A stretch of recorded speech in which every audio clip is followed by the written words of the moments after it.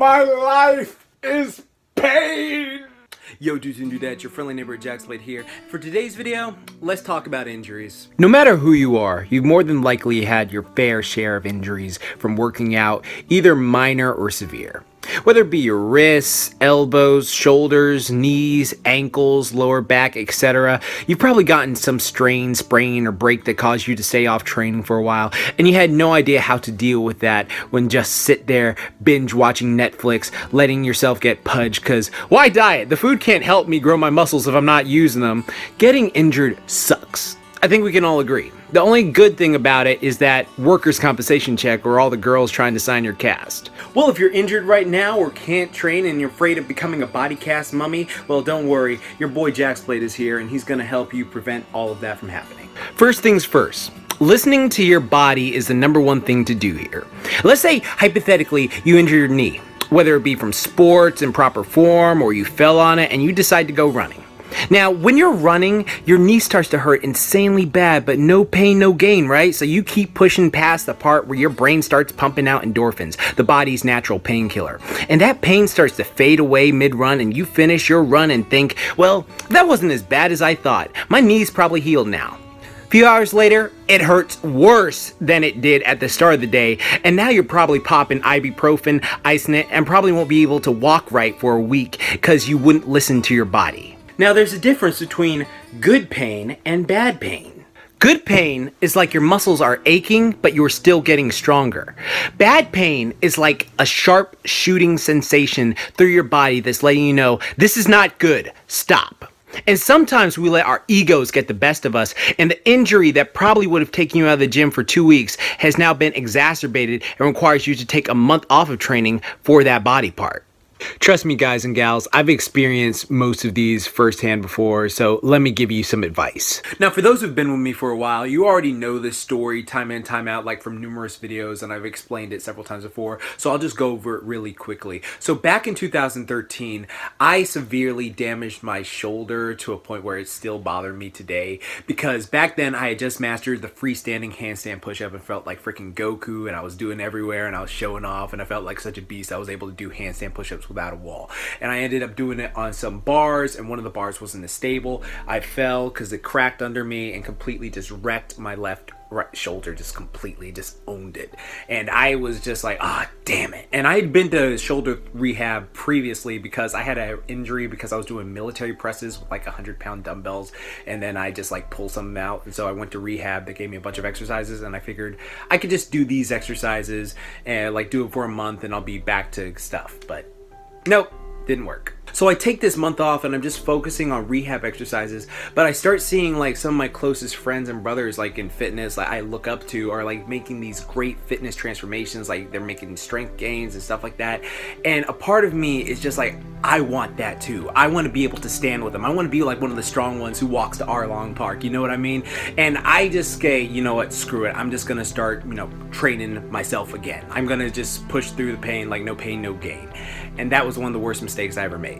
Because I got overzealous and anxious about like getting weaker and stuff like that, I started to just push myself to a point that was not good for my body, and I actually started doing more damage than, you know, help. It wasn't bodybuilding, it was body destroying at that point, and that's never a good thing. So I completely trashed my shoulder, and that's why I still have issues with it today. And so I decided back then I was gonna start just focusing on weight loss. I was gonna start focusing on, okay, well, if I can't, you know, put on size and get more muscular, then I guess I'll just focus on weight loss.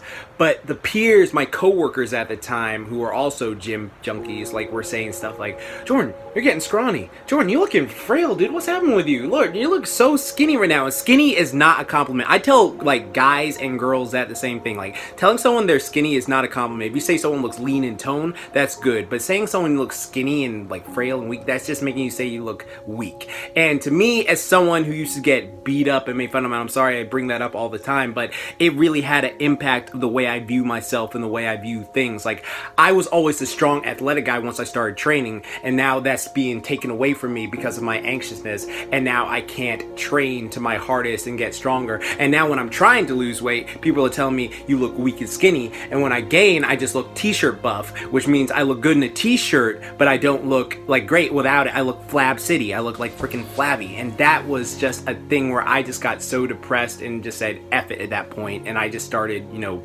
like I gave up. That was the part where I just practically gave up on myself.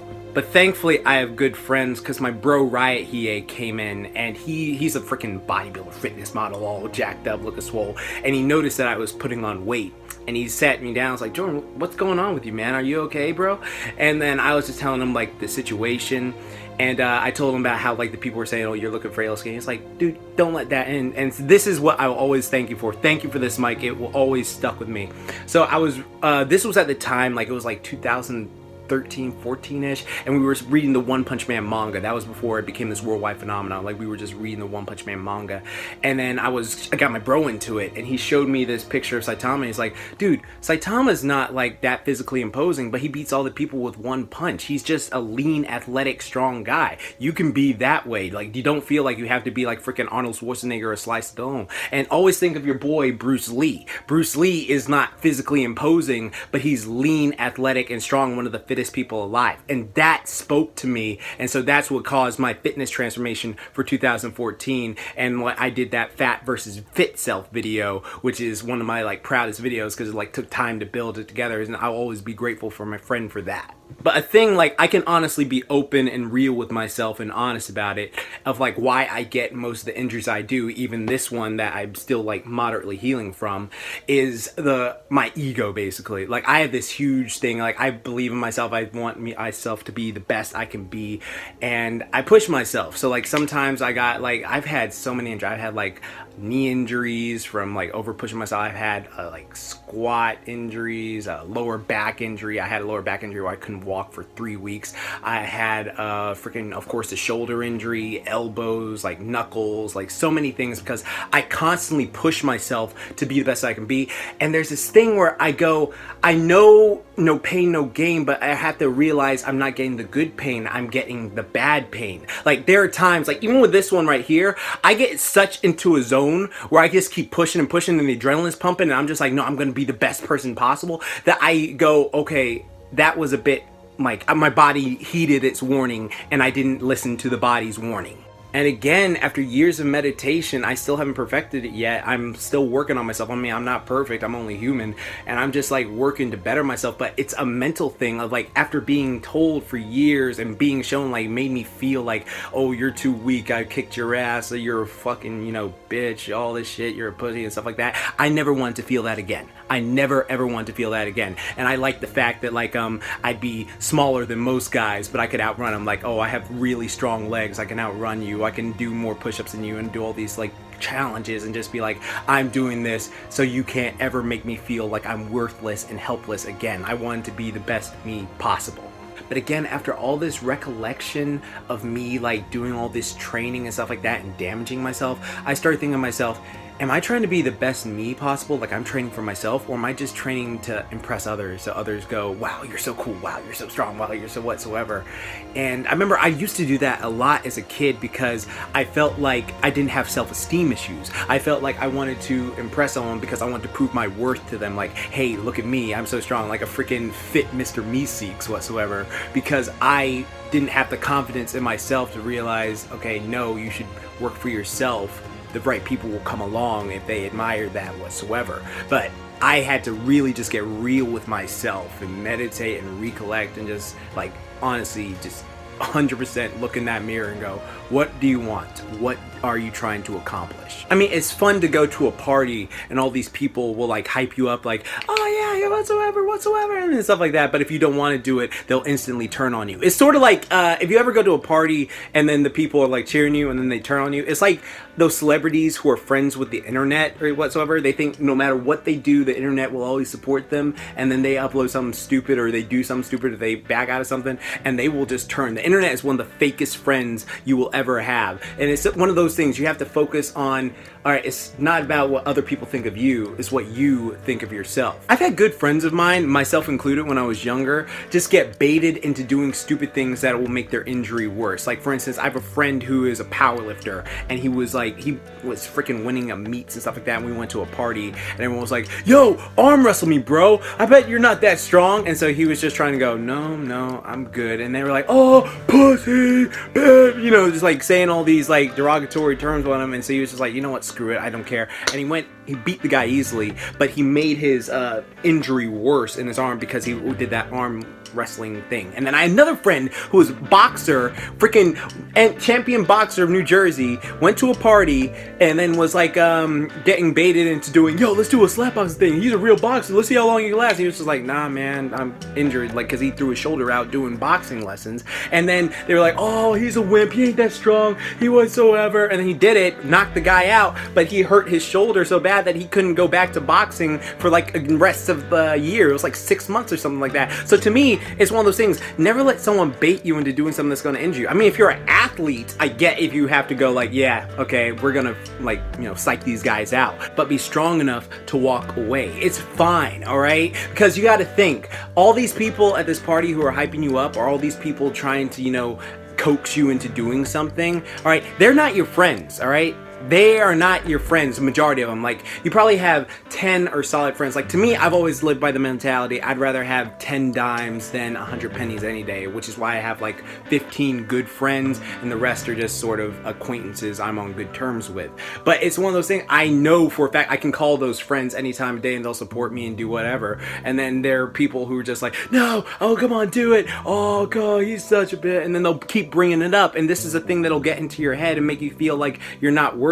When you are, just don't buy into it. Like I said before, I already know I'm strong. I can do a human flag and hold it. I can do handstand push-ups without a wall. My legs are diesel as hell. They're super freaking jacked and help me jump really high and run really fast. I don't need anyone's approval for myself anymore because I realize my own self-worth. All right, that's what I'm working on building. Like, if you like me, all right. If you don't, well, okay then. Your opinion doesn't matter to me because you're not in my circle of friends that it makes me care about it. It's just one of those things. Like, the reason I keep harping on this is so many people feel obligated to do something because they were baited into it. Like, okay, yeah, you know what, I'm gonna do it and stuff like that. And if you don't want to, don't. That's what I'm saying. Like, don't feel like you have to do something that's gonna cause injury or even worse, death. Like there's some party tricks I'm just like, dude, you should have known that was gonna happen.